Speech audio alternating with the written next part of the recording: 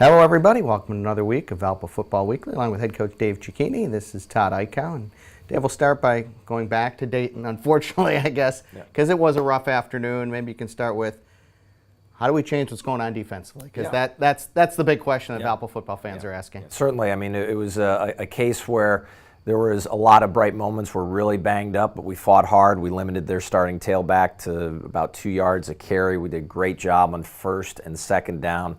And unfortunately, we couldn't get off the field on third down. We gave up a lot of third down and sevens, third down and tens, and critical times in the football game, and we couldn't get off the field. And that's something that we've really got to improve on both sides of the ball. We've got to get better on third down on offense, and we've got to get better on third down on defense. And it is clear right now you're missing Nick Turner. I mean, that's obvious. You hate to make excuses, but here's a guy who was an all-conference player a year ago. He's a captain. He's a leader out there.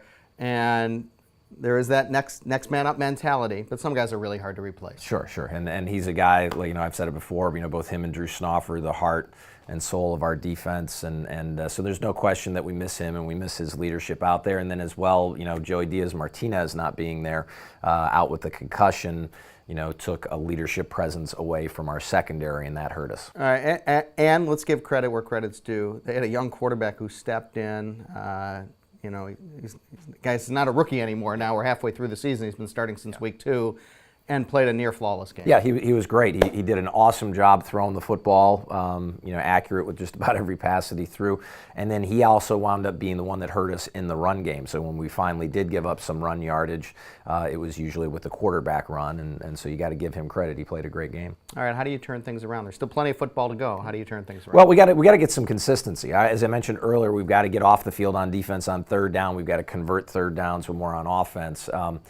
We need consistency in all 3 phases of our game. One of the more frustrating things on Saturday as well was we had a lot of veteran guys on special teams that made uncharacteristic plays. Alex Ng with a bad punt, and Bailey Gessinger dropping a punt, and Demetrius Latsonis missing both a chip shot field goal and an extra point. There was a lot of plays that, it's one thing if you had a player that maybe was untested and in a tough situation for the first time, but these are veteran guys who are very, very capable, guys that we believe in, guys that we trust, and the wheels kind of all seem to fall off, and each one of these players that we would have said, yeah, he's going to make that play 99 times out of 100, well, that one time seemed to all come up within the span of about 30 minutes of football, and that really hurt us. Maybe the one positive note was you guys ran the football well. Kyle Cartalis had an outstanding day. You got Ryan Markoff going. Yes. Got him back in there, and he had that one long run, and it looks like that's an option that you can go with.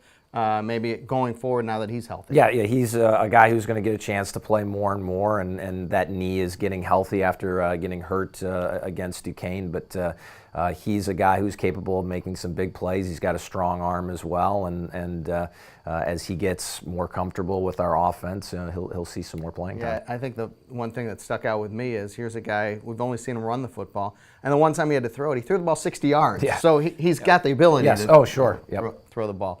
All right, now let's look forward. Let's forget about everything that's happened the past couple weeks, because it is Butler Week and an opportunity for you guys to kind of start to turn the season around. How do you do it? Yeah, well, again, we got to, as I mentioned before, get consistency moving the football, get consistency defensively so it can get off the field, and step up. And really, when we talked about this for a lot of the beginning part of the season, is just when we have those opportunities to make plays, we have to go out there and make them. And this is a rivalry game like Butler. You're going to get these opportunities. They may come 12, 10, 15 times a game where the balance is going to hang on whether we have a great play on defense or an opportunity to make a great play on offense, and we've got to take advantage of those situations. The one player to touch on for them probably would be their outstanding receiver.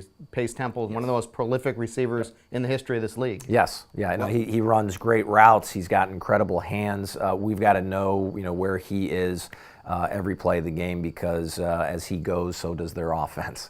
All right, Dave, we wish you the best of luck this week, turning things around. Good luck. All right, thanks. For head coach Dave Cicchini, this is Todd Eichow. Thanks for joining us this week on Valpo Football Preview.